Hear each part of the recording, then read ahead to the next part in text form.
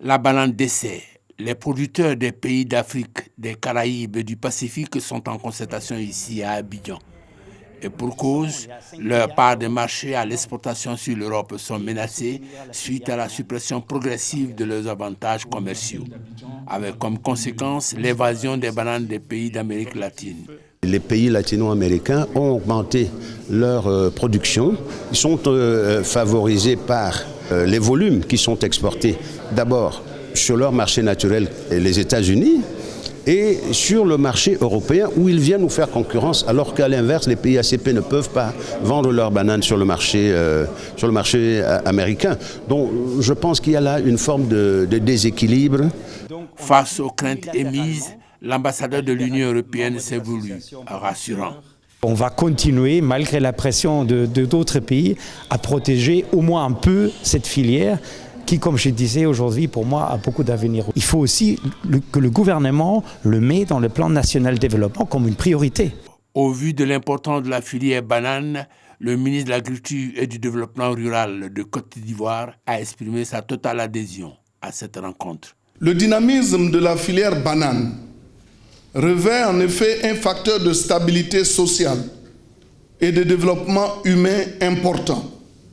La filière contribue de façon significative à la lutte contre la pauvreté dans nos campagnes et permet de juguler l'exode rural. Au thème de cette rencontre, une déclaration sera produite, dite l'appel d'Abidjan.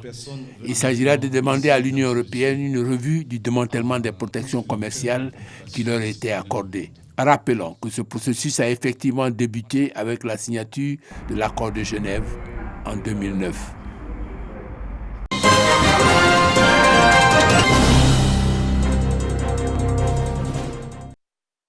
Le CRADAT, Centre régional africain du travail, a été créé en 1964. Basé à Yaoundé au Cameroun, elle a pour mission essentielle la recherche, les études et la formation des cadres africains dans le domaine du travail.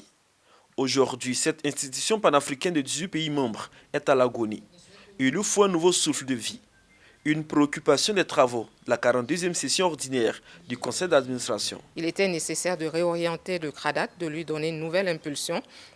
Et le CRADAT a donc amélioré son offre de formation et développé ses interventions en matière de recherche.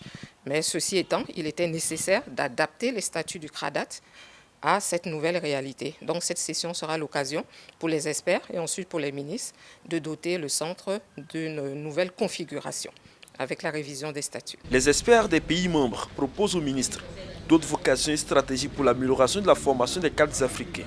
L'offre s'est développée de façon qualitative et quantitative. Le CRADAT est en train de finaliser un processus pour se doter d'une école doctorale. Il est passé au système LMD. Pour ce qui est de la recherche, avec le système LMD, il y aura des recrutements d'enseignants du niveau doctoral, puisque le CRADAT est en train de s'affilier au CAMES. Il y a des dispositions qui sont prises pour pouvoir développer une coopération avec les écoles nationales d'administration des différents États membres.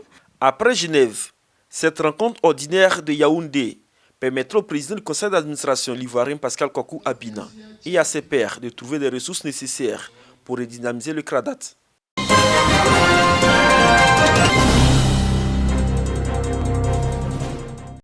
Le programme des Nations Unies pour le développement, PNUD, veut accompagner le gouvernement ivoirien dans sa mission de rapprocher les Ivoiriens.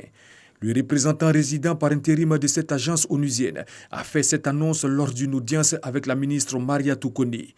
Le premier responsable du PNUD en Côte d'Ivoire a salué les efforts de la ministre dans la mise en œuvre du chantier de la cohésion sociale. Nous avons échangé sur le cadre de coopération entre le PNUD et le gouvernement de Côte d'Ivoire, principalement sur la politique nationale de solidarité et de cohésion sociale, ainsi que le programme national de développement communautaire.